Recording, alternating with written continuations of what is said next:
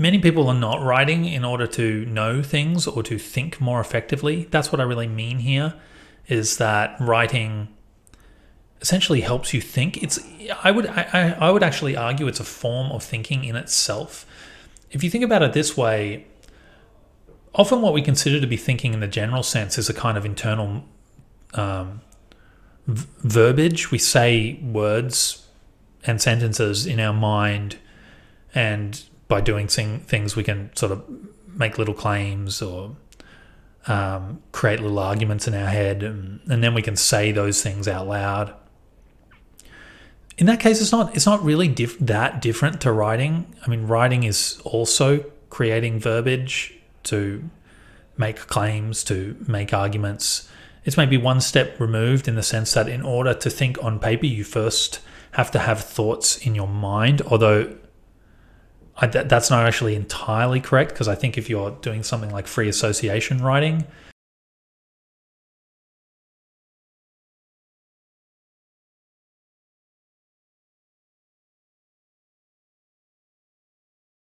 the whole idea of that is actually to not think much in your mind, if that's possible, and to simply go straight to paper.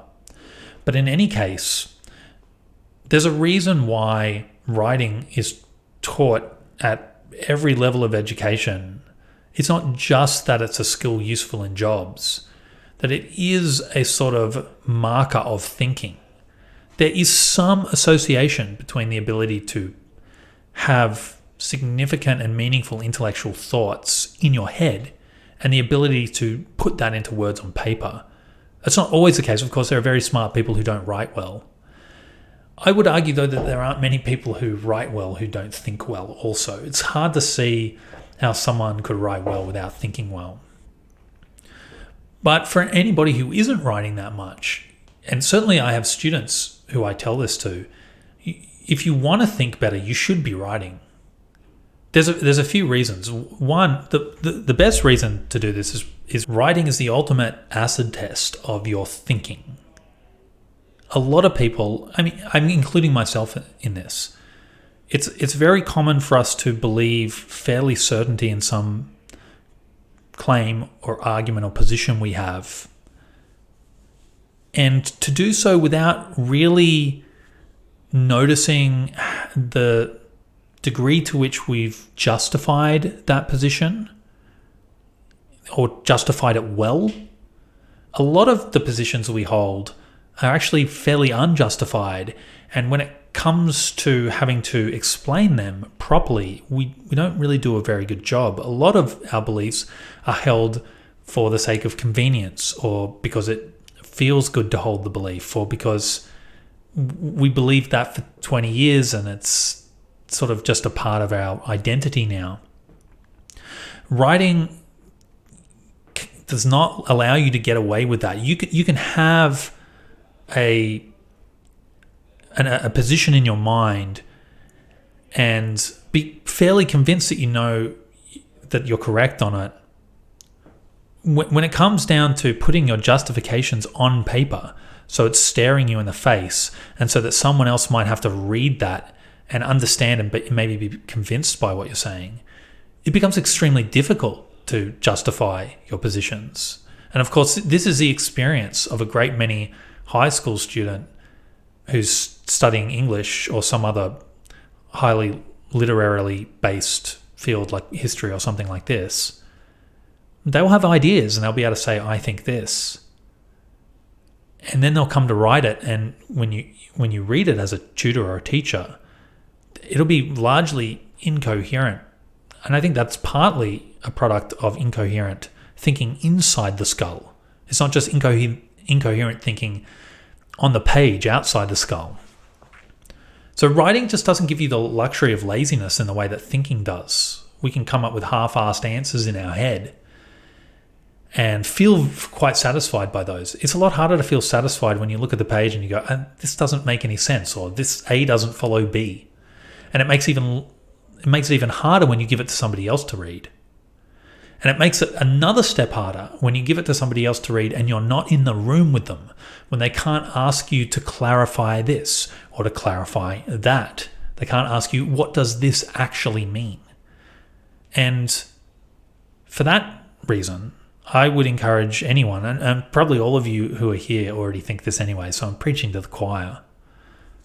But yeah, if you want to be clear about your thinking, test it. Test it with writing.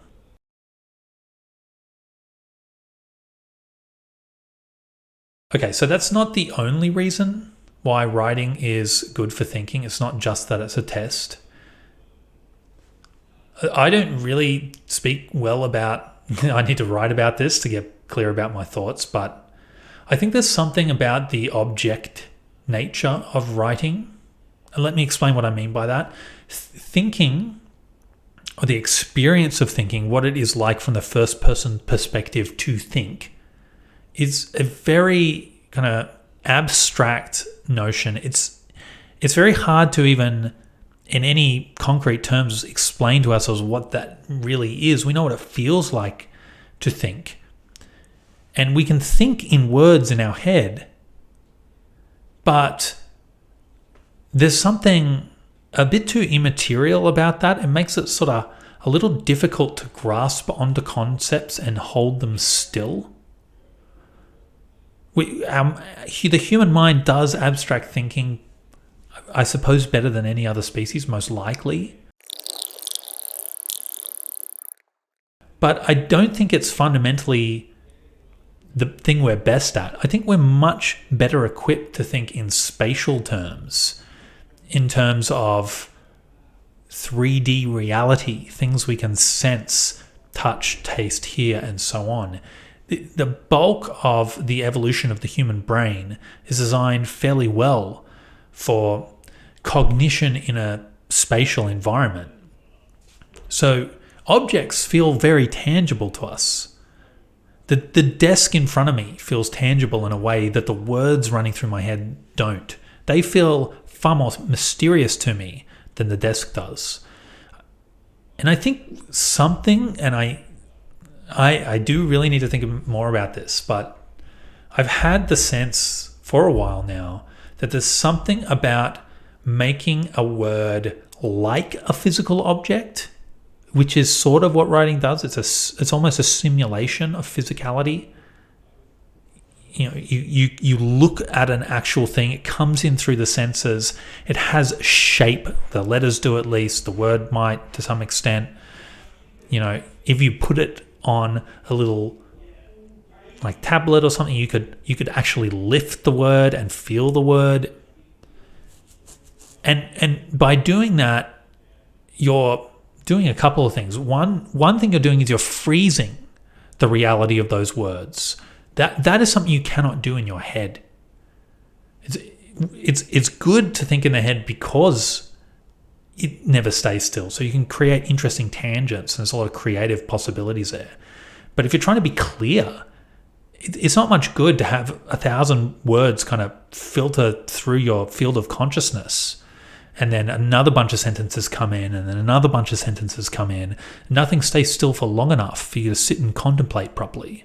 And when you put it on the page, now you have a much more stable entity in front of you to manipulate, to pause and consider. Even in the most mundane sense, you can pause and consider. Is the word consider the appropriate word if it's looking right at you? It's much harder to do that when it's just another word in a flow of sentences in your mind. When you see it on the paper, you can consider that. You can look at the ordering of things and rearrange it the way you might rearrange a jigsaw puzzle, which for anyone who's written any lengthy works of fiction, essays, or what have you, and written with some seriousness, anyone who's done that will know that the editing process, certainly the first stage of the editing process, does feel a little bit like arranging a jigsaw puzzle. It is not linear. You're not just going through and like prettying up the words. You're taking pieces out of sentences and removing them, putting them somewhere else, reconstituting sentences, doing the same at the paragraph level, doing the same at the entire manuscript level. So again, I haven't fully formed this, and I don't know what you think. If you got any ideas about the objectivity of words and sentences and paragraphs in writing, hit me up in the comments. But I do think that making words like an object really helps us think. To think, as my old ethics professor said, in slow motion.